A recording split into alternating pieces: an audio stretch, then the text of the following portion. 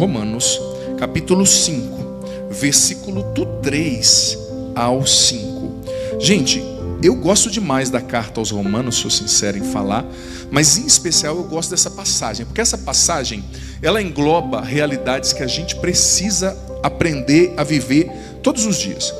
Veja bem, vou começar lendo. E não somente isso, mas também, eu estou com uma outra tradução, talvez você esteja com a tradução da CNBB, ou com a tradução da Ave Maria. E não somente isso, mas nós também nos gloriamos nas tribulações, sabendo que a tribulação produz a paciência a experiência, e a experiência a esperança. Veja bem, vamos ver os degraus que a gente precisa subir. Em primeiro lugar, a tribulação produz paciência. Eu estou vendo que aqui é todo mundo paciente. Olha para quem está do seu lado, olha que cara de paciente que essa pessoa tem, né? É uma paciência, né? Todo mundo no trânsito. E olha, eu costumo dizer assim, que quando você pergunta se alguém é paciente, você tem que, se você se pergunta, eu sou alguém paciente? Você não tem que olhar para a hora que você está aqui, tranquilo, né? Ou lá assistindo o jogo do seu time, né? Seu time ganhou. Quando me perguntaram, você é uma pessoa paciente? Eu morava em São Paulo, né? Eu disse para mim mesmo, eu sou.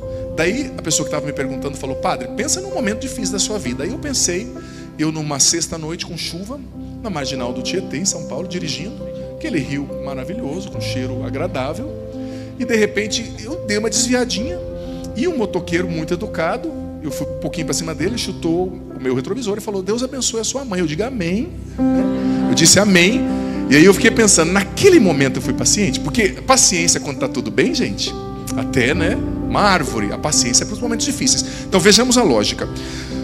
As tribulações, versículo 3 novamente, nos gloriamos nas tribulações, ou seja, damos glória na tribulação, agradecemos a Deus em meio aos sofrimentos, tá?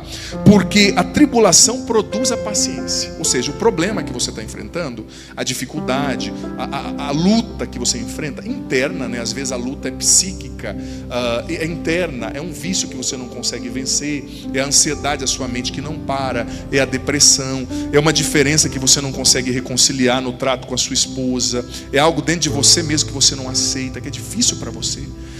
Tribulação, ela produz a paciência a experiência, e a experiência a esperança, e a esperança não decepciona, olha só, porque o amor de Deus foi derramado nos nossos corações pelo Espírito Santo que nos foi dado. Eu gosto demais dessa passagem, porque veja bem, quando a gente fala, filho, filha, que Deus tem a última palavra, isso não significa que Deus vai dar uma palavra que vai resolver todos os nossos problemas na hora que a gente quer. Isso significa o quê? Que Deus é soberano, Ele continua no trono, né? Às vezes a pessoa recebe um diagnóstico médico, por exemplo, que não tem como superar uma doença, mas no final Deus reverte. Eu já vi isso acontecer na minha família, por exemplo. Minha irmã com diagnósticos quando ela era criança de câncer e tantos diagnósticos, mas Deus que tem a última palavra. Não é, com todo respeito, óbvio, à medicina e os médicos que fazem um trabalho lindo, são instrumentos de Deus também, mas quando Deus quer mudar um jogo, Ele muda. Mas a palavra está dizendo, olha, a tribulação, você em casa nos acompanhando, não sei se eu estou aqui com o Renê ou lá com o Gustavo, Gustavo, né? Então você que está em casa também é você mesmo, está aí assistindo, cansado, talvez você enfrentando uma tribulação. Olha, eu respeito você, respeito a sua dor, respeito o seu sofrimento, não estou aqui para julgar você, mas veja bem, a tribulação, ela é fecunda, o problema, quando ele gera paciência. E eu digo para você, muitas pessoas não subiram de nível na vida, nível espiritual e nível de progresso, porque ainda não cresceram na paciência. Deus não vai fazer você crescer de nível enquanto você não crescer na paciência. Por quê? Porque Deus quer que você vá assumindo. Santo Tomás de Aquino falava disso com maestria na segunda parte da Suma Teológica. Se tornar cristão é ir assumindo o caráter de Jesus, o caráter de Deus, né? O jeito de ser, o jeito de pensar, o jeito de reagir, o jeito de agir, as características de Deus. Então isso é cristianismo. É você deixar de ser um pouco você e começar a ser mais igual a Ele, mais igual a Cristo, né? Então, uma das principais características de Deus é a paciência. Deus é paciente. Se você olhar para a sua história, você vai ver que muitas vezes Deus foi paciente com você. Muitas vezes, comigo e com você. Estou mentindo, gente? Eu vejo a gente quem é casado pode dizer, né, do seu casamento, mas o padre novo, né? Quantos erros que a gente faz, mas não é nem por mal, é porque você não sabe. Às vezes você acha que tem que ser de um jeito, tem que ser do outro, né? Eu vou ser sincero, antes de eu ser ordenado padre, eu tinha pavor, mas pavor, pensa no medo. Todo mundo tem uns medos besta, então não me julgue, tá? Tinha pavor de ser chamado para ir em velório, sabe? Porque o que eu achava? Não, eu tenho que ir lá no velório, a mãe está lá, o filho está morto, ela quer que eu fale por que ele morreu, né? Aquela coisa de gente jovem, né? Eu fui ordenado novo. Com o tempo eu fui entendendo que eu não tinha que dar a resposta, eu tinha que estar lá, dar um abraço nela e uma bênção, é isso. Precisava ser a presença de Cristo para ela. Não precisava responder todas as perguntas de uma mãe que perdeu o seu filho, né? Então, eu fui amadurecendo. Deus teve paciência com o padre Adriano Zandonac, que tinha medo de velório, que tinha medo de certas coisas, que dizia, eu não vou em tal lugar, né? Primeiro ano de padre, o que eu mais fiz foi ir em UTI e em velório. Eu morava em São Paulo, perto de um hospital do câncer, lá, o grande, o C. Camargo, né? E foi maravilhoso. Então, Deus tem paciência com o nosso progresso. E as pessoas também têm paciência conosco. Não aqui nesse auditório, claro, mas em outras cidades que eu fui por aí, muitos casamentos já teriam acabado se a esposa não tivesse tido paciência com o marido. Rapaz, e vice-versa, tá? A esposa não começa a rir, não. Não começa a achar, é mesmo, fala, nós somos o máximo dos dois lados, né? Quanta paciência que você tem que ter com o seu marido, né? Então, a paciência é uma das principais características de Deus. Faz parte do caráter. Você começa a conviver com uma pessoa, presta atenção, você começa a perceber os aspectos da sua personalidade. Algumas pessoas são mais externas, extrovertidas, outras mais introvertidas. Mas você vai conhecendo uma pessoa não nas ações, mas nas reações, né? A ação é programada, a reação revela o que a pessoa traz dentro de si. Talvez a falta de paciência, talvez a imaturidade, o ego, etc. Então Deus está dizendo, a provação vai produzir paciência. Ela precisa produzir paciência. Ela precisa gerar em você esse caráter de Deus, sabe? E não é fácil esperar. Gente, mas quando você olha, não tem nenhuma promessa bíblica que aconteceu instantaneamente. Moisés recebeu uma promessa e demorou décadas para ele libertar o povo. Davi recebeu a promessa que ele seria Deus de Israel, rei de Israel, desculpa, e demorou também alguns anos, bons anos para ele se tornar isso, né?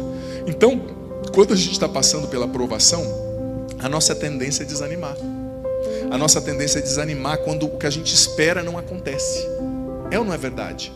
E aí vem o tentador, né? Com aquelas conversinhas. Ah não, você está esperando em Deus, seu marido não vai mudar. Essa realidade que você tanto espera pode não acontecer. Mas esse momento é a hora de olhar para Deus e reproduzir o caráter dele. Você sabe que tem problemas que somos nós que criamos. Sim ou não?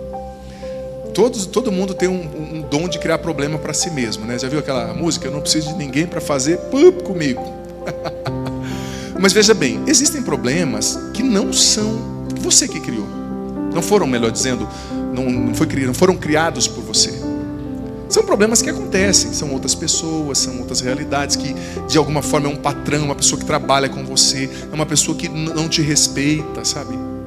E muitas vezes Deus permite que certas tribulações aconteçam para dilatar o nosso coração na paciência e na esperança. Você sabe, eu gosto dessa palavra dilatar, né? Você já teve a sua pupila dilatada quando você foi fazer um exame? Ela vai aumentando, né? E outras realidades, e São Paulo usa essa palavra, né? Dilatar, né? O que é dilatar? É arranjar mais espaço no coração da gente. O seu coração precisa ter mais espaço para a paciência. Porque olha, tem muita gente que reza muito, e eu admiro, mas sai da oração e já briga com 5, né? Grande fruto da sua oração. Talvez em vez de rezar 8 terços, você devia rezar 1 e ser mais paciente. Como São Francisco de Sales, que era um santo extremamente colérico, né? Muitos de vocês já ouviram, obviamente, a história dele.